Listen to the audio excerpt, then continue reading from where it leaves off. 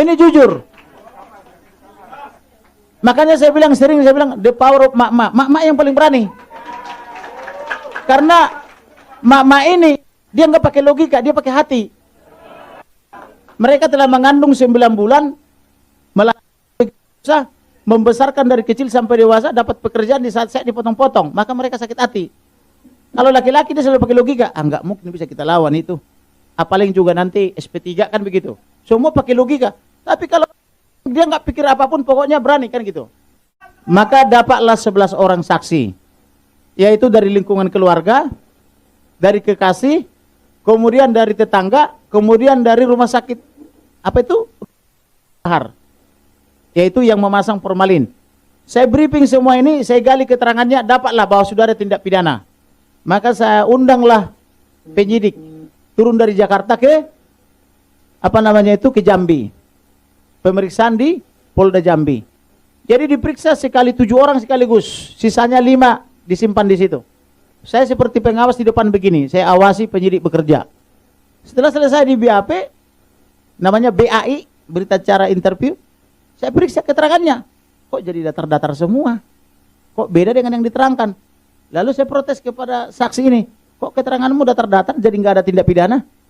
Sudah Bapak, udah kuterangkan, tapi penyidiknya tidak mau tulis katanya. Loh, ini apa pula ini, kan gitu. Maka, loh ini yang di dalam handphonemu kok nggak ditulis? Saya bilang sama kekasihnya, sudah saya terangkan Bapak, tapi penyidiknya nggak mau tulis katanya. Maka saya temui jenderalnya, Pak Jenderal, ini kalian ini Polri atau mengabdi kepada oknum jenderal tertentu. Loh kenapa Bang? Ini kok keterangan saksi datar-datar aja.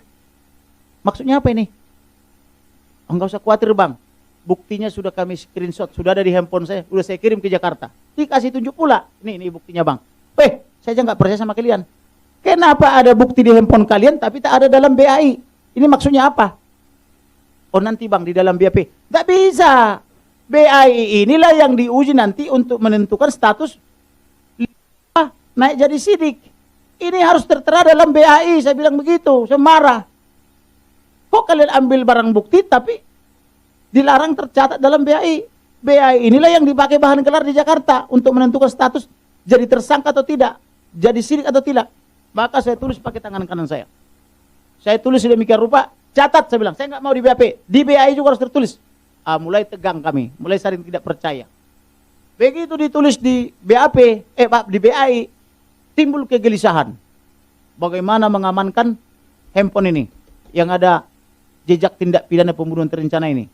Pikiran mereka bukan lagi ke BAI, tapi sudah ke handphone yang satu ini. Bagaimana mengamankan ini? Saya bilang nggak boleh. Yuk kalau mau kita kasih, tapi harus ada penetapan dari pengadilan. Harus ada penetapan dari pengadilan. Kalau tidak ada, saya nggak kasih. Kemudian yuk harus ganti handphonenya dia. Kita tidak boleh merugikan saksi ini. Dia sudah bagus jadi mau saksi. Jangan dibiasakan merugikan orang. Maka sepakatlah itu. Diurus penetapan di pengadilan. Ternyata karena alasan hari Jumat dan Sabtu tidak ada pengadilan, maka saya bilang sementara pakai ini. Pakai surat kops kepolisian. Tapi harus segera ada urus penetapan pengadilan untuk menguasai barang bukti. Nah, benar, maka malam itu dikirim ke Jakarta melalui melalui internet, digelar di Jakarta, langsung naiklah statusnya jadi sidik. Langsung SPDP juga saat itu juga. Maka hari Sabtu saya mendampingi lagi untuk BAP, Pro Justisia. Jadi hanya dalam satu malam. Jadi Sabtu Minggu saya di sana kerja, masuk ke pedalaman karena saksi kita udah pada pulang di kampung-kampung. Mana jalannya sangat rusak, infrastrukturnya sangat jelek. Jadi jalan itu cuma 5 km per jam goyang-goyang begini. Padahal yang selama ini kita dengar infrastruktur itu sangat bagus di seluruh negeri. Wah ini saya sampai mau mual-mual, saya mau muntah. Saking luar biasanya kan begitu. Tapi tidak apa-apa karena ini untuk keadilan. Saya masuk ke desa-desa sampai jam 4 jam 5 pagi kami masih di kampung-kampung. Pergi ke Sungai Bahar, pergi ke rumah keluarga, pergi ke polsek, ada yang diperiksa di polsek di mana-mana lah ini. Akhirnya selesai lah ini hari Minggu dini hari, nyampe lah kami di kota Jambi jam 6 pagi. Padahal hotel kita bayar cuma begitu aja, nggak ditempatin, cuma buat mandi aja. Setelah itu langsung masuk ke hotel, pergi ke Jakarta. Di Jakarta saya menulis surat sampai 19 surat. Tambahan surat yang pertama, memohon ekshumasi karena kita sudah yakin ada tindak pidana. Kemudian Saya tidak mandi dari hari Sabtu, Minggu, Senin. Tidak mandi, tidak ganti baju. Terus saya mengerjakan surat. Lalu kita ambil lagi pesawat untuk hari Rabu. Pagi. Kami 8 orang. Tahu-tahu kami dengan dokter sudah 2 kali rapat. Rapat dengan dokter itu yang pertama mengatakan boleh dilihat oleh penasihat hukum, boleh dilihat oleh keluarga perwakilan. Rapat kedua dengan dokter dan polisi menjadi tidak boleh keluarga, tidak boleh penasihat hukum dengan alasan kode etik dokter. Jadi hanya disiapkan CCTV. Kami ditempatkan satu ruangan. Tahu-tahu ketika saya di Jakarta, mendadak diundang rapat lagi Selasa. Padahal tiket kami sudah hari Rabu saya beli. Maka karena kita batalkan. Sampai sekarang belum ada kembali entah berapa persen. Maka beli lagi tiket di hari Selasa, dipercepat. Maka itu pertama kali saya mandi. Hari Selasa itu. Karena mau berangkat lagi ke Jambi. Rapatlah kami di Jambi. Diundang oleh dokter itu secara offline. Ini maka saya kecewa kepada mereka. Semua pertanyaan dan petunjuk itu dari saya. Kepada dokter-dokter polisi. Kebetulan saya bukannya sombong. Saya mengelola rumah sakit, 117 rumah sakit. Saya bagian legalnya mengelola ribuan tenaga kesehatan. Termasuk dokter dan dokter umum sampai profesor doktor. Guru besar UI. Klin saya. Jadi saya secara umum mengerti tentang ilmu kedokteran. Makanya saya bisa bela dokter toh. Tetapi kalau mengoperasi bedah maya saya nggak bisa karena tidak ada SIP, surat izin praktek kan begitu. Tapi ilmunya secara umum bisa kan itu. Maka berbicaralah tentang otopsi dengan 4 dokter ini dari RSCM, ketuanya RSPAD, sementara Laut dan Udara katanya tidak punya dokter forensik, kemudian dari Andalas dan dari Bali. Semua saya minta periksa kapan matinya, apa sebab matinya, periksa ginjalnya, ambil sampel, ambil lambungnya, siapa tahu ada racun, ambil hati, ambil ini, saya suruh minta ambil semua, ambil sampel luka di bahu, ambil sampel rembesan darah di lipatan kaki, semua saya minta. Mereka semua siap. Nah, tetapi sampai detik ini hasilnya kami tidak terima. Dan di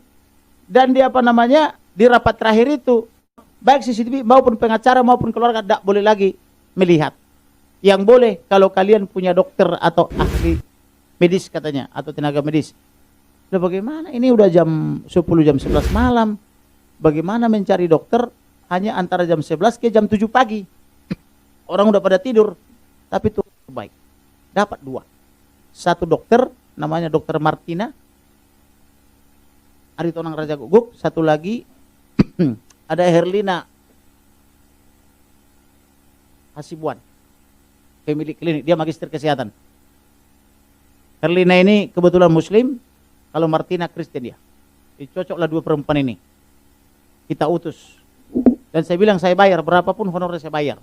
Yang penting jujur, apa yang kalian lihat, apa yang kalian dengar, apa yang kalian alami catat. Saya kasih surat tugas. Dan besok semua hasil kerjaan kalian itu harus ada dalam bentuk kertas. Saya akan terima besok, kan begitulah. Semua kalian catat apa percakapan di dalam. Maka pagi-pagi jam 4 walaupun baru tidur 2 jam, kami langsung berangkat ke pelosok dari hotel Swissbell. Kami jam 4 udah meluncur, nyampe jam 6 di lokasi. Maka kami jemputlah orang tua almarhum ke sekolahan. Mereka di situ mengontrak gubuk-gubuk kecil. Kemudian kita bawa ke kuburan. Di kuburan saya sudah siapkan 5 orang dari Ormas PBB, Ormas Batak itu, untuk menggali. Kemudian setelah itu dan ibadah, kemudian datang dokter periksa, setelah itu digali. Digalilah ini, penggalinya kewalahan, kita ganti lagi, tambah lagi 2-4 lagi, jadi 9. Setelah digali, luar biasanya, mohon maaf, petinya itu tidak bau, wangi sekali. Saya pun bingung, ini wangi apa ini? Mungkin ada yang bilang ini mungkin wangi formalin. Saya kebetulan belum pernah mencium formalin, jadi saya nggak tahu itu wangi apa. Yang jelas wangi segar. Dan orang-orang yang dekat ke situ bilangnya wangi kan itu. Dibawa lah ini ke Rumah Sakit Umum Sungai Bahar. Nah, maka perwakilan kita atau duta kita itu juga ikut masuk yang 2 itu, yang Mbak Herlina maupun Martina. Nah, disitulah mereka kerja 3,5 sampai 4 jam. Mereka catat. Habis itu sebelumnya kami ada kesepakatan penguburan secara kedinasan. Tetapi tiba-tiba jenderal ini mengingkari. Alasannya di luar kendali dia, alasannya kurang administrasi. Loh kok udah 20 hari administrasi masih kurang bang? Ngapain aja kalian? Karena dibilang kurang secara administrasi. Rupanya yang dimasuk kurang secara administrasi itu, almarhum ini terlapor oleh hoaxnya Ferdy Sambo dan Ibu Putri. Karena dituduh melakukan pelecehan seksual. Apalagi datang si Patra MJ mengatakan karena dia lulusan ESSEC University, maka segala sek yang dituduhkan sama dia itu gak bisa dibantah katanya. Itu absolut kebenaran. Saya itu lulusan International ESSEC University. Sehingga atas nama HAM, kalau saya tuduh misalnya apa itu terjadi pelecehan seks, maka itu sesuatu yang tidak dibantah katanya. Oh ini absolut. Udah ini gak bisa dibantah kan begitu. Dalilnya si Patra ini kan gitu.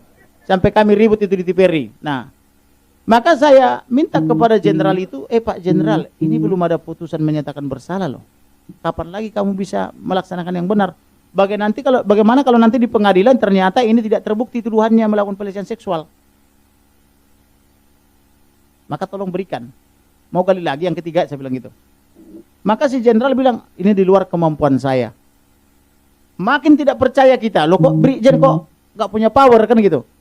Malah saya disuruh bernegosiasi dengan Kapolres. Kapolresnya saya ajak bernegosiasi, tambah bingung. Gimana sih bang, aku kan AKBP melatih 2. Abang sama bintang 1 aja gagal katanya. Mungkin kau lebih hebat saya bilang, karena kau penguasa daerah sini saya bilang. Ada sinar di pundakmu saya bilang gitu. Ya udah kau bernegosiasi lah entah sama siapa, saya nggak ngerti. Pokoknya saya mau pekuburan secara kedinasan. Ini kehormatan berkeluarga, dia anaknya guru dalam tugas. Entah dengan siapa mereka bernegosiasi, pergi kurang lebih setengah jam. Pulang-pulang ada saya lihat di depan rumah sakit itu latihan-latihan baris per baris. Maka saya lega. Walaupun tak diberitahu, saya perkirakan ini penguburan secara kedinasan kepolisian kan itu. Selesai mereka latihan baris per baris, dibisikkan ke saya, bang permohonannya dikabulkan. Tapi saya memang udah live kan di 2 televisi, CNN dan Metro TV. Kemudian di medsos minta dukungan masyarakat. Ini harus dikubur secara kedinasan. Begitu dikubur secara kedinasan kepolisian, ngamuk di Jakarta yang lulusan ESSEC University. Karena dia bilang ini penjahat ini, kenapa pakai bendera merah putih katanya. Dia bilang ini penjahat katanya almarhum ini. Saya nggak ngerti cara belajarnya di mana, apakah sampai pagar atau sampai kelas saya nggak paham. Gitu. Belum ada putusan pengadilan, tapi dia keberatan. Tapi tidak apa-apa lah. Setelah itu saya harus keluar dari pemakaman itu segera untuk mencari dokter kita toh. Jangan sampai keterangannya berubah. Mau keluar 100 meter itu butuh waktu 1 jam. Karena masa itu semua meneriakkan yel-yel, hidup Kamarudin katanya. Semua minta berfoto. Karena ribuan orang minta berfoto, maka bergerak satu lapangan sepak bola aja dari kuburan ke depan itu 1 jam lebih. Sampai keringatnya, udah haus, ngos-ngosan, dipeluk sama ibu-ibu. Ini saya bilang, udah ada izin suami belum? Jangan sampai masalah nanti di rumah saya bilang. Semua peluk saya. Akhirnya sampai juga di mobil, kita kejar lah itu dokter ini, udah pada di rumah. Maka segera saya potret, itu hasil kerjanya. Saya potret, kemudian saya minta notariskan. Yang kau punya notariskan, yang kau punya notariskan. Sesuai yang kalian catat di dalam. Maka keterangan 2 orang ini sama. Walaupun redaksional berbeda, tapi substansional sama, substansinya sama. Cara menulisnya yang beda. Maka secara hukum, kalau saya kirim 1, mungkin terkena unus testis, keterangan 1 orang tidak cukup. Ini saya kirim 2, itulah hebatnya kita. Dikirim 2 dan langsung dinotariskan. Jadi akte notaris. Maka akte notaris tidak bisa diganggu gugat toh. Nah, habis itu kita pulang ke Jakarta. Pulang ke Jakarta, saya antar ke Barreskrim. Muncul masalah baru. Penyidiknya terima ini bukti semua. Setelah diterima, entah dibawa kemana kita nggak ngerti. Apa dibawa ke toilet, apa kemana nggak ngerti. Pulang-pulang bawa teman perwira menengah. Bang, buktinya ditolak bang. Loh kok bukti ditolak? Karena bukti yang kami terima nanti yang dari dokter forensik. Tidak apa-apa, ini kan diakui oleh dokter. Kami mengirimkan duta 2 orang. Ini hasil pengamatan mereka. Kau pakai aja ini jadi bukti sementara.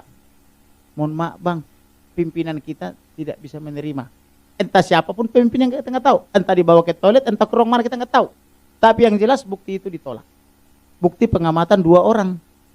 Dokter dan ahli kesehatan. Maka sejak ditolak ini saya sudah berpikir, nanti hasil visum terakhir ini nanti yang dari dokter forensik pasti menyesuaikan yang hasil visum pertama.